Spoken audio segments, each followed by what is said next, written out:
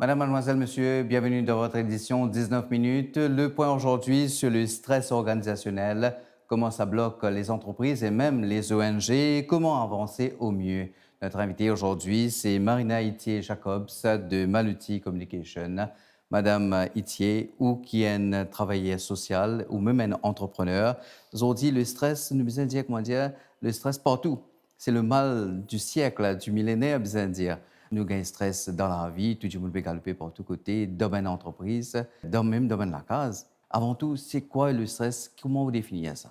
Le stress n'est pas une mauvaise quelque chose en soi, hein. Le stress, c'est une réaction, nous les corps, nous l'esprit, quand nous avons une pression en plus qui impète trop beaucoup pour nous. Là, nous produit un stress, et stress en soi, quand même bon. Si vous loin de la plage, un chien galope derrière vous, ou bien un petit coup de stress pour connaître qui vous besoin faire. Mais si ça stress, ça continue, si pas tout quand toi aller, ou un chien galope derrière vous, pour fatiguer. Donc, c'est sa continuité du stress-là qui n'est pas bon du tout, et c'est ça qui vient casse-noix la longue. Mon amitié, comment je vais dire, le stress, OK, un côté, il est bon, c'est une bonne affaire, c'est un life-saving device, mais en même temps, quand le trop tue, comment dire, Exactement. le stress, OK, nous connaissons la vie à vite, le monde à vite. À cause de ça, quand on dit monde un petit peu stressé. Mais, ça veut dire qu'il y a un stress d'ONG. Comment c'est possible? Ben, nos ONG, de dehors, nous croyons qu'il y a un stress là-dedans. Mais au fait, pour nous qui accompagnons pas mal d'ONG depuis beaucoup d'années, nous avons à faire face à un stress silencieux. Dans un sens, nous peut aider les gens avec une cause noble. Donc, le plus difficile pour eux pour dire nous stresser. Alors, le stress, il est en silence, mais il y a quand même un plus grand stress qui est dans ma compagnie, parce qu'ils ont souvent des ressources en moins, et des difficultés et des problèmes en plus par rapport à nous dans ma entreprise. Nous, cela, nous, l'équipe de recherche dirigée par Ashmita Banto, qui n'a guetté, comment ça se passe dans une ONG, Caritas, et comment eux peux gérer le stress là-bas? Nous avons une équipe de travailleurs sociaux à plein temps ici qui travaille avec nous, l'équipe qui est dans 52 localités à travers l'île. Et nous avons l'antenne, nous avons un social worker qui travaille, nous avons un bénévole qui travaille, et nous avons aussi 17 centres d'éveil avec de la crèche. Nous donnons ce service, comment nous dire, back office là. Mais c'est aussi un travail bien stressant parce qu'il y a beaucoup de problèmes du monde. Après, nous avons besoin de plaisir à la porte pour capable trouver une solution. Alors, c'est en plus chacun a ce problème, sa famille, etc. pour les gérer. Ben, souvent, là, nous organisons aussi un temps spirituel, un temps convivial, un temps de ressourcement et surtout une formation. Maluti, qui est dans la communication, dans notre travail, la communication est très importante. Comment il a une bonne attitude, comment adopter une technique qui, comment dire, capable facilite sa communication là, et nous aussi dans le man reporting parce que nous sommes capables de rendre compte de ce qu'il nous fait. Alors c'est comme ça que la formation en communication, en relations publiques, aide nous et aide aussi nous bénévoles, nous personnels dans le travail qu'ils ont fait. Mon rôle ici à Caritas consiste à accompagner les équipes, 52 équipes paroissiales à travers l'île Maurice. Si j'étais dans une difficulté, mettre en place un projet avec eux pour gérer le stress. Je peux dire que heureusement, j'ai suivi des formations en self-care. Du coup, je sais l'importance de prendre soin de soi pour pouvoir prendre soin de l'autre. Je fais la technique de respiration et je fais aussi de la randonnée parce que moi, je suis une personne qui aime bien la nature. Du coup, chaque week-end, je peux faire une randonnée, je peux marcher pour pouvoir évacuer les accumulations de travail. On a 126 personnels et chaque personnel a ce problème. Mais dans le moyen possible, je écoute, je accompagne. Et comment je aide pour gérer ce stress? Quand je peux écouter, je trouve telle personne, je a tel besoin. Là, je canalise. Je essaie de conseiller pour faire des exercices physiques, pour faire de la marche, pour faire yoga. Mais aussi, nous, à nos niveaux, Caritas, et tout au long de l'année, nous avons une activité qui nous fait comme si pour aider ces personnes-là pour gérer ce stress. Ça veut dire nous avons une journée de team building, que tous ensemble, et vous êtes capable de faire de l'activité, c'est un moment de convivialité, et comme si sortir en dehors de sa routine de travail. Là. Madame Itier, c'était une contradiction. Ben, une ONG qui est supposée régler le stress, même, comment dire, je peux stresser. Normalement, comment vous réglez différents types de stress qui sont capables? Mais tout le monde autour de la table. Bien souvent, cause de stress, il n'y a pas une grosse affaire. Disons, par exemple, patron envoie WhatsApp à soi, alors qu'il est capable d'attendre le lendemain. Ou alors, une réunion, trop beaucoup de réunions dernière minute, casse au planning. Ou alors, ou bizarre, on call all the time, dans samedi, dans dimanche, téléphone tout le temps, on peut checker. Des fois, c'est pas une petite affaire, ou alors recognition, ou pas sentir au travail valorisé. Bien souvent, quand tout le monde autour de la table, vous trouvez qu'ils ont tous un stress similaire. Donc, un stress dans la case, nous ne pouvons pas solutionner. Mais si nous sommes capables, avec un petit guide d'organisation différente et un petit guide awareness, prendre les autres l'habitude, mais au moins ça stress dans le travail, nous réussissons à alléger. Et oui, bien souvent, nous croyons ONG, comme on nous peut dire, là, puis un stress, parce qu'ils sont là pour occuper du monde, mais le stress, je crois, encore plus gros, parce qu'ils doivent faire face souvent à la détresse. Donc oui, je crois que c'est une grosse dose de stress, et si pas change des trois l'habitude, nous réussissons apaise un peu, il y a un win-win pour tout le monde, pour le travailleur social lui-même, pour l'ONG et pour les autres bénéficiaires des vents. Un travailleur social, un bénévole, il dit qu'il beaucoup le temps, il travaille, il fait un travail social, il travaille dans une ONG, après il n'est plus capable parce qu'il se sent épuisé dans le sens littéral du terme. Ouais, Est-ce que c'est possible? Et là qui arrive, qui fait? C'est possible. Alors, ça aussi, ou bien gain awareness dans une ONG et dans une entreprise, parce qu'ils ont fait cette information-là, dans une entreprise aussi, qui ont signaux qui ont bien trouvé depuis aux collègues ou même quand on est aware ou quand on connaît qui ont signaux. Donc, nous travaillons aussi avec un médecin qui est capable de dire si un dimon tout le temps en retard, tout le temps pas pévé de travail, tout le temps épuisé, ou alors ce mood changé, ou alors quand il causait tout le temps, il cause négatif, alors qu'avant il parti comme ça, c'est un red flag qui nous bien connaît pour aider nous prochains, ou alors aider nous-mêmes. Donc oui, et ça, c'est un démon qui est en burn-out. Donc, bien chagrin pour ça démon-là qui n'est pas une réussite à l'aide. Et là, comment tu fais? Je t'encadrer? Là, we refer to professionals in medicine parce qu'il arrive à un moment burn-out. Là, c'est une condition qui l'OMS reconnaît officiellement comme une maladie et burn-out professionnel est malheureusement de plus en plus. Donc là, malheureusement, c'est pas la formation qui peut aider, mais la formation en cas d'immun et elles trouvent ça signe là chez eux-mêmes bien souvent et après chez les autres. Nous avons l'atelier de formation, comment ça a déroulé, de l'équipe de recherche dirigée par Ashpita Bantu, final qui était dans Tidiam, comment ça se passe? L'ONG Tidiam apporte un soutien aux enfants et aux jeunes adultes vivant avec le diabète ainsi que leurs parents. À travers l'atelier organisé par Maluti, le personnel qui est souvent confronté à de grandes charges émotionnelles apprend à mieux gérer leur stress. Le diabète de type 1 arrive chez quelqu'un à n'importe quel âge.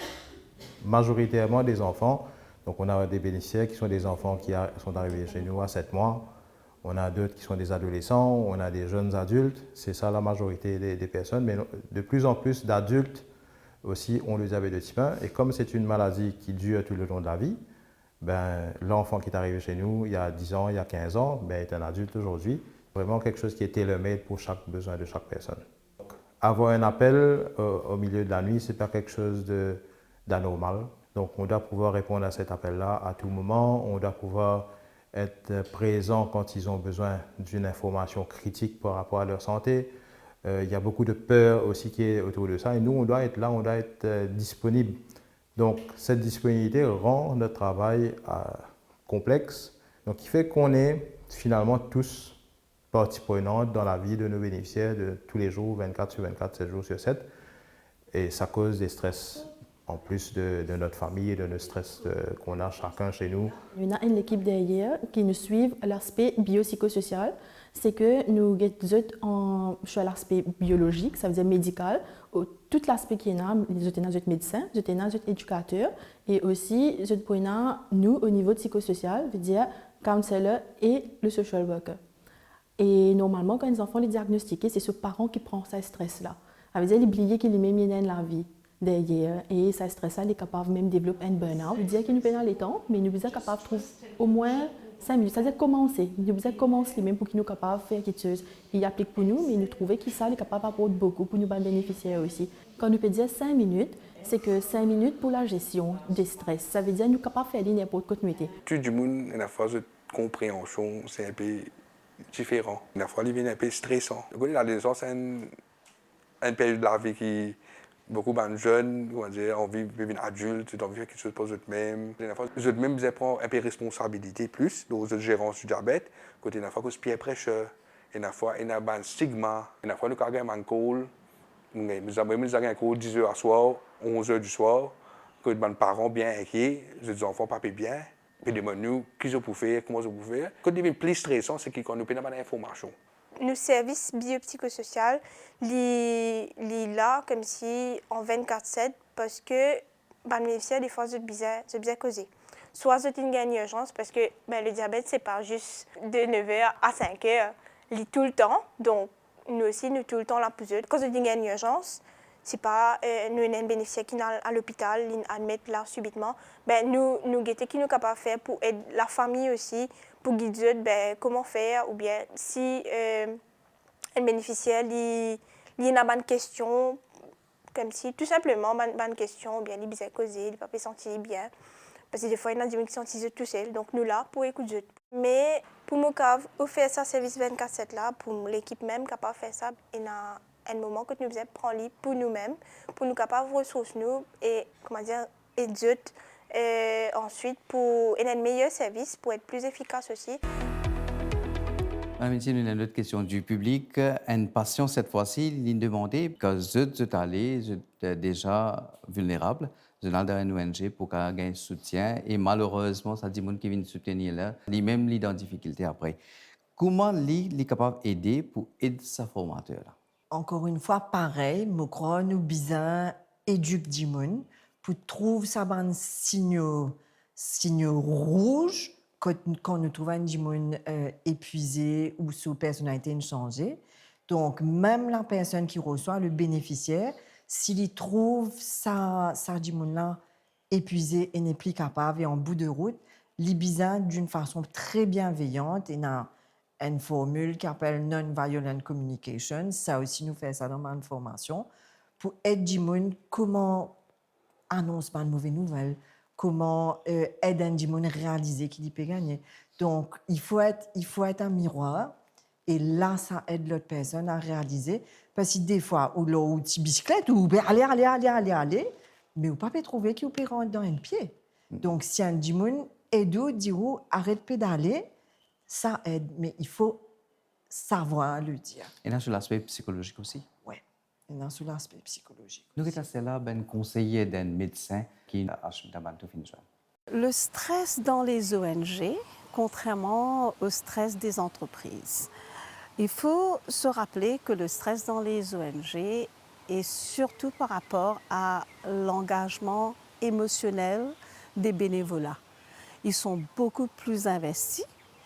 Ils n'arrivent pas à mettre une barrière entre la vie professionnelle et la vie personnelle.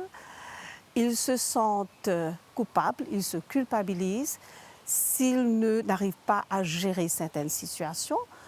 Tout ça, ça engendre quand même une symptomatologie psychosomatique et la personne peut subir un débordement, une culpabilité, un stress énorme qui peut éventuellement mener au burn-out. Ça peut commencer par une fatigue constante, une irritabilité, des symptomatologies comme l'insomnie, comme la colère, l'épuisement. Et aussi, ça peut être psychosomatique, donc la personne peut avoir une hypertension, des douleurs. Médicalement, il n'y a pas de miracle. Il n'y a pas un médicament qui va combattre le stress. Il y a une approche pluridisciplinaire. C'est tout d'abord une alimentation saine et équilibrée, mais c'est aussi une activité physique, de préférence journalière, un sommeil récupérateur, et puis tout ce qu'il y a comme coping mechanisms. On parle de méditation, on parle de sylvanothérapie. Je suis debout sous un arbre et que cet arbre a quelque chose à me procurer, un bien-être. On parle d'être dans un environnement sain, de travailler dans un environnement qui est adéquat. Là, je parle d'ergonomie, une lumière adéquate, un rangement adéquat de son espace de travail. Tout ça, ce sont des coping mechanisms. Il y a aussi tout ce qui a trait à une activité physique. Comme vous le savez, toute activité physique va libérer des endorphines qui, à leur tour, vont libérer la sérotonine, qui est le feel-good factor hormone. Donc, toute activité physique, que ce soit la danse, chacun va trouver son activité qu'il préfère. Certains vont préférer le zumba, d'autres la danse, d'autres le yoga, d'autres la marche, d'autres la natation. Donc, trouvez ce qui vous plaît pour que vous puissiez avoir des méthodes de coping pour combattre votre stress. Madame Itié, le monde, c'est vrai, nous bien accepter, nous contents, nous pas contents, devient de plus en plus compétitif, donc accéléré à un rythme vite et puis accéléré continuellement. Selon vous, quelle est la place des ONG et comment sont capables de fonctionner d'une telle façon qui, comment dire, capable de diminuer le stress et pour ben dimoun et pour ben bénévole? Premier conseil, c'est le conseil qui m'a capable de donner, c'est pareil comme dans l'avion. Quand l'avion gagne une décompression, masse tombée, si vous dégagez ou mettez masque sur l'autre du monde, vous finissez tout fait depuis le côté. Donc, vous bien mettre un masque avant et après mettre l'autre. C'est le conseil que je donnerais aux ONG. Il paraît cruel au départ, mais peut-être réaliste. Paraît cruel, mais réaliste. Si vous n'arrivez ou même au bout du rouleau, qui vous n'est plus capable, vous ne pouvez pas avec personne. Donc, quand vous trouvez trop beaucoup de stress, trop beaucoup de pression, ben, changement à l'intérieur, là, on a besoin de faire un petit stop et on a besoin de take stock. Donc, mon conseil, c'est vraiment, ça commence par soi et après, là, on peut avoir un bon travailleur social. Il y a une question qu'un membre du public, cette fois-ci, nous demande, il dit qu'ils ont dit tout le monde bloqué. Tout le monde est dans le travail, ils sont débordés, ils ont même assez les temps pour eux-mêmes.